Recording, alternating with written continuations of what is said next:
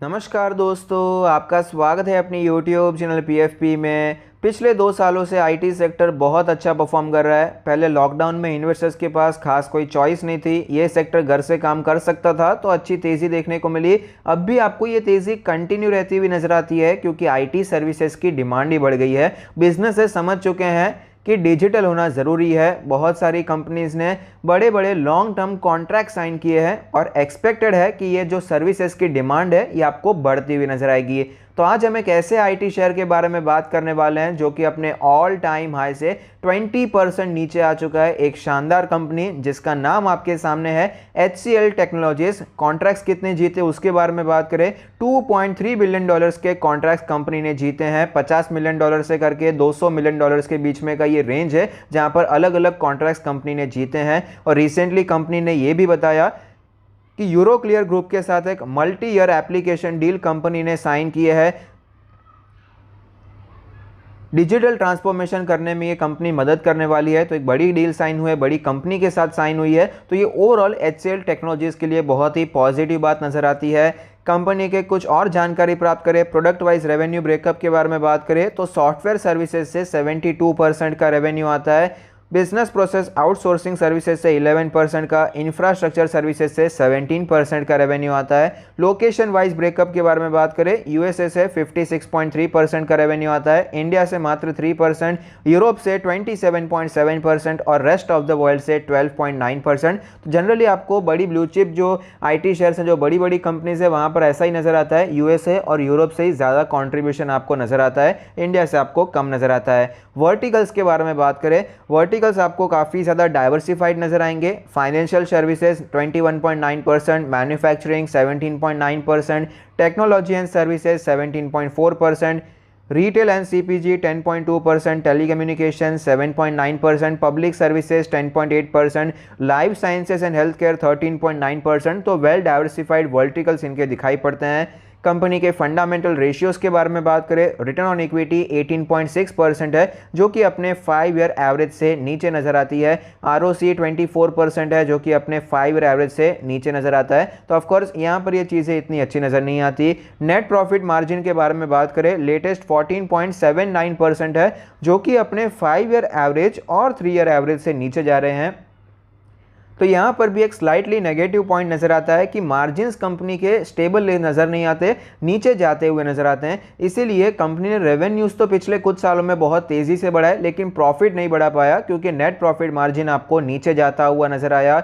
Date to equity ratio के बारे में बात करें, 0.07 का negligible debt to equity ratio नजर आता है। तो ओवरऑल फंडामेंटल रेशियोज के बारे में बात करें तो डिसेंट फंडामेंटल रेशियोज हमें दिखाई पड़ते हैं। कंपनी के शेयर होल्डिंग पैटर्न के बारे में बात करें, टोटल प्रमोटर होल्डिंग है 60.33% जिसमें से कुछ प्लेज नहीं है, 7.84% म्यूचुअल फंड के पास है, 4.62% अदर डोमेस्टिक इंस्टीट्यूशन के पास है। FIS ने अच्छा खासा निवेश किया है 22.3%। रिटेल कैटेगरी में आपको 5% का निवेश नजर आता है, तो ये मेरे हिसाब से अच्छा है। शेयर होल्डिंग पैटर्न आपको बहुत स्ट्रांग नजर आता है। 95% का जो स्टेक है वो स्ट्रांग हैंड्स में और मात्र 5% का स्टेक आपको रिटेल कैटेगरी में दिखाई पड़ता है। कंपनी के फाइनेंशियल ट्रेंड के बारे में बात करें तो आप देख पाएंगे रेवेन्यू और प्रॉफिट लगातार ऊपर जाते हुए नजर आए हैं, लेकिन रेवेन्यू जिस प्रकार से ऊपर जा रहा है उतनी स्पीड से प्रॉफिट ऊपर नहीं जा रहा, जिसका रीजन हमने देखा नेट प्रॉफिट मार्जिन में आपको गिरावट देखने को मिलती है, लेकिन ओवरऑल आपको एक अच्छा फाइनेंशियल ट्रेंड देखने को मिलता है। 3 लाख करोड़ की दिग्गज मार्केट कैप है, 26 का PE रेशियो है, 1119 का लास्ट रेट प्राइस है।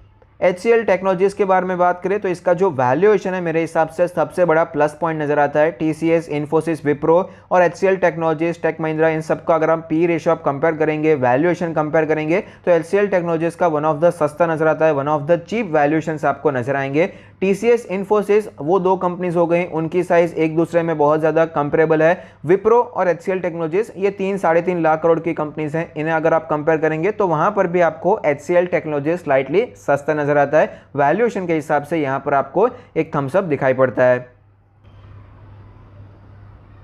स्टॉक के चार्ट पर हमें क्लियरली पता चलता है कि पिछले 6 महीनों में स्टॉक ने अच्छा परफॉर्म किया है। 900 रुपये के लेवल से ये स्टॉक हमें 1370 तक जाता हुआ नजर आया। उसके बाद हमें स्टॉक में गिरावट देखने को मिली और गिरते गिरते ये स्टॉक हमें 1100 पर ट्रेड करता हुआ नजर आता है। फिलहाल ये स्टॉक अपने 20, 50 और 100 डेज के मूविंग एवरेज के नीचे ट्रेड कर रहा है। 200 डेज का मूविंग एवरेज अब तक इंटैक्ट नजर आता है। डेली आरएसआई के बारे में बात करें, 33 का डेली आरएसआई है जो कि काफ़ी ज़्यादा वीक है। वीकली चार्ट के बारे में बात करें तो वीकली चार्ट पर आप देख पाएंगे 20 वीक्स का मूविंग एवरेज हमें लास्ट वीक टूटता हुआ नजर आया और यहाँ अब भी ये स्टॉक उसके नीचे ही ट्रेड कर रहा है। 50 वीक्स का जो मूविंग एवरेज है वो फिलहाल कैलकुलेट होकर आता है 1039 का लेवल, तो अप्रॉक्सीमेटली 1050 के आसपास का जोन हम एज अ सपोर्ट एक्सपेक्ट कर सकते हैं according to weekly chart.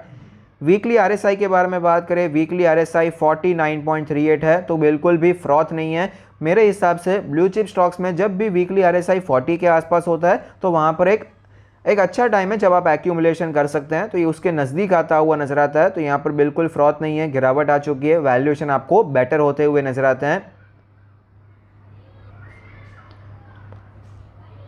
Stock के चार्ट पर हमें क्लियरली पता चलता है कि स्टॉक ने एक लेवल पर 3 बार लगातार रेजिस्टेंस लिया, उसके बाद ही वहीं से ये स्टॉक हमें ऊपर जाता हुआ नजर आया। ये लेवल है 1050 के आसपास का लेवल। आप देख पाएंगे 3 बार स्टॉक यहां से रिटर्न आया, उसके बाद स्टॉक में एक अच्छी तेजी देखने को मिली और ऑलमोस्ट 1400 तक स्टॉक गया था। उसका जो हाई था तकरीबन 1370 के आसपास या 77 ऐसा कुछ आया था। उसके बाद हमें यहाँ पर गिरावट दिखाई पड़ती है। तो ये जो 1050 का लेवल है बहुत ही ज़्यादा अच्छा लेवल है, एक स्ट्रॉन्ग सपोर्ट हम यहाँ पर कह सकते हैं। प्राइस एक्शन के हिसाब से, चार्ट के हिसाब से भी हमें पता चलता है 1050 जो पहले 3 बार रेजिस्टेंस की तरह दिखाई पड़ा तो अब वो सपोर्ट की तरह नजर आएगा। 200 डेज का मूविंग एवरेज भी यहाँ पर बनकर आता है और 50 वीक्स का मूविंग एवरेज भी जहाँ पर कई बार स्टॉक ऑलरेडी सपोर्ट ले चुका है वो भी एक यहाँ पर उसी लेवल के आसपास नजर आएगा।